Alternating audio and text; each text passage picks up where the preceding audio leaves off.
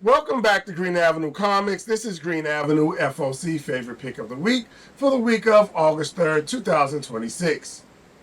Now, before we get started, I want to explain something about how I will be doing FOC here at Green Avenue. This isn't going to be a rundown of every comic hitting Final Order Cutoff this week or any other week. There are plenty of places where you can get a complete list. That's not what I'm going to be doing here. What I want to do is look for the books that I believe stand out. That could be a new number one with potential. It could be the beginning of a major event. It could be books that collectors are already watching. It could simply be something that caught my attention and that I think deserves a closer look. So these are Green Avenue's FOC standouts for the week. Okay? Once we've gone through them, I'll give you the one that stands out above everything else as my Green Avenue FOC favorite pick of the week. Let's get into it. So first up, let's look at some number one standouts. I'm always paying attention to number ones because this is where new stories begin. You're getting the first issue of a new series, the opportunity for new characters, and first appearances. And if the series eventually becomes a hit, number one is usually where collectors will come looking first. Again, we're not covering every number one on FOC. These are the ones that stood out to me this week. First up, we have Fixation number one by IDW Publishing. This one stood out because it's taking true crime tension and mixing it with fandom culture. Superfan Taylor Van Owens wins a contest to stay at the famous filming location of a hit vampire franchise called Blood Mountain. Sounds like the ultimate fan experience, until a woman is found dead inside the house. Now you've got actors, superfans, producers, resentful locals, and murder investigation happening behind the scenes. And apparently, the killer isn't finished. I like the concept because this isn't just another vampire story. It's a murder mystery built around fandom, obsession, celebrity culture, and toxic fan behavior. That's enough to make Fixation number one of my number one standouts.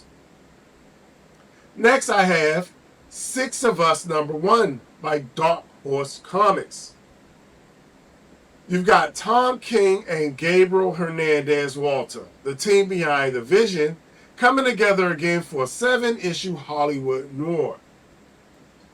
6 actors were once part of America's favorite sitcom. Then one of them dies under mysterious circumstances. That death brings the surviving cast back into each other's lives and starts exposing old rivalries, betrayals, secrets, and everything hiding behind the image Hollywood presented to the public. You've got a murder mystery, Hollywood, a proven creative team, and you've got a self-contained 7-issue series. That's enough to make Six of Us number one stand out on my list. Then we have Hammerfist number one by Image Comics. This one sounds absolutely insane. Mike Dittman is a hitman, junkie, absentee father, and pretty much an all-around terrible human being. But when an ancient darkness called Black Noon threatens everything, Mike has to awaken a supernatural weapon powered by love and somehow become the person he spent his entire life refusing to be. This description basically gives us Reservoir Dogs meets Evil Dead. Crime story, supernatural horror, splatter, and potentially strong redemption story underneath all of it. That's a combination I'm willing to take a chance on. Hammer Fist number one is another Green Avenue number one standout. So that's it for the number ones on my standouts list. Next up, we have new events. That's going to be Batman Bad Seeds. There are 2 weeks on this week's FOC that stood out because they lead directly into the storyline. So Poison Ivy number 47 is the Bad Seeds Prelude. This is being billed as the prelude to Bad Seeds, so if you're planning on following the event, this is the book you should have on your radar. It says, Pamela Isley is Gotham's mayor. The city may be done with her, but she's not definitely done with Gotham. The issue sets the stage for what's coming next, which brings us directly to Batman Bad Seeds Sunset number 1. This is where the event officially begins. Mayor Pamela Isley is making a final power play. Commissioner Vandal Savage has declared war on the Bat family. Gotham is losing power. Its heroes are being hunted. And the city is about to become a hostile, prehistoric world of plant life. You know who's behind that, right? The entire event takes place across one long night in Gotham, and this one shot is the opening chapter. If Bad Seeds becomes an important Batman storyline, this is the book that launches it. So if you're interested in the event, I'd be looking at both Poison Ivy number 47 for the prelude and Batman Bad Seeds Sunset number 1 for the official beginning. Next up is my collector's choice. And this is where we get the book that stands out from a collector's perspective. And at this point, there's one phrase that will probably get my attention almost every time, and that's the Absolute Universe. This week, that brings us to Absolute Wonder Woman number 23. The solicitation gives us something significant. It says, a potential, I'm sorry. I thought I had the description here, but this isn't, I don't have the description. But basically for what I hear is Absolute Aries might be showing up. So, if this is the first appearance of Absolute Aries, Aries is one of Wonder Woman's long-standing rivalries and enemies. So definitely want to see how that's going to take effect in the Absolute Universe. I'm hearing this may also be the first appearance of Absolute Hades. I'm not too sure because I don't think there's a lot of information around the book. But the solicitation did say that the gods will be showing up. So I don't think that's too far-fetched to think that Hades and Ares may show up here. If that turns out to be the case, that is definitely the type of development to be looking for an ongoing series from a collector standpoint for one such as Wonder Woman in the Absolute Universe where she was basically birthed from hell. And so we have a potential first appearance, major characters being introduced, probably the beginning of a new storyline, now that we're introducing the gods, and it's the Absolute Universe. I mean, really, are we not following the Absolute Universe at this point? I don't think any of us are not, I should say, following the Absolute Universe.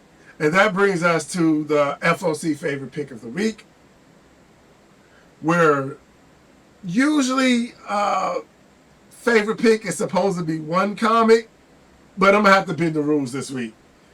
Because the Green Avenue FOC favorite pick of the week is Absolute Batman. More specifically, the Absolute Batman reprints. A whole slew of them. DC is sending a massive portion of the series back to print. So, we're talking Absolute Batman number 1, 12th print. Number 2, 9th print. Number 3, 8th print. Number 4, 7th print. Number 5, 6th print. Number 6, 6th print. Number 7, 7th print. Number 8, 5th print. Number 9, 5th print. Number 10, 5th print. Number 11, 5th print. Number 12, 5th print. Number 13, 4th print.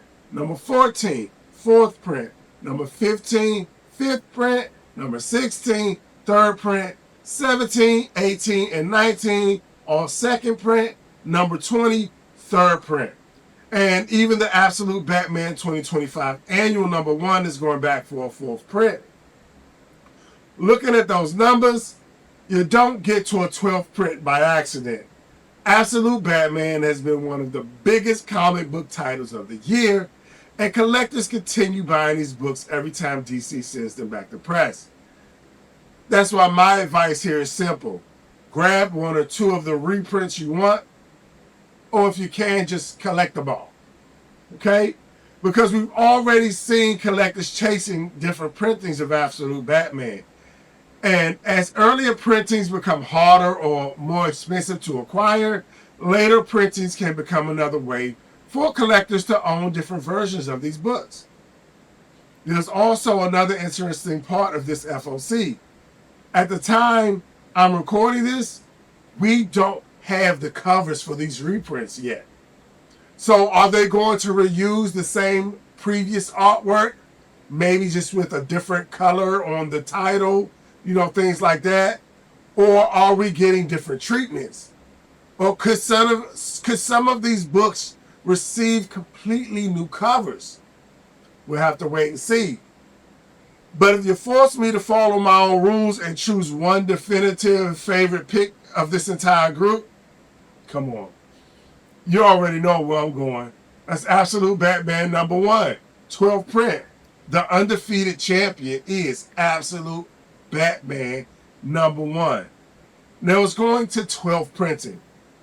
Think about that for a second. 12 printings of a modern comic book. Every time this book goes back to press, it adds another chapter to the collecting history of what has become one of the defining books of the Absolute universe. The first printing is the book collectors ultimately want. But as that first printing becomes more valuable and harder to obtain, the different later printings become collectible in their own right.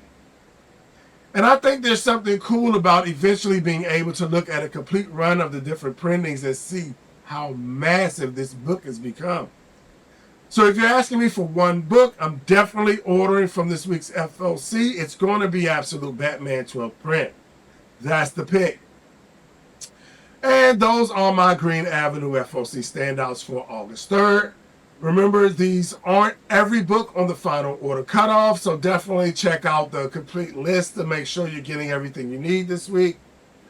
These are simply the books that stood out to me for one reason or another: the #1s, the new event, the collector's books, potential first appearances, and finally the book that stood above all, the FOC favorite pick of the week. The crown stays exactly where it's been for most of the year, with the Absolute Batman 12th print. This is Green Avenue Comics.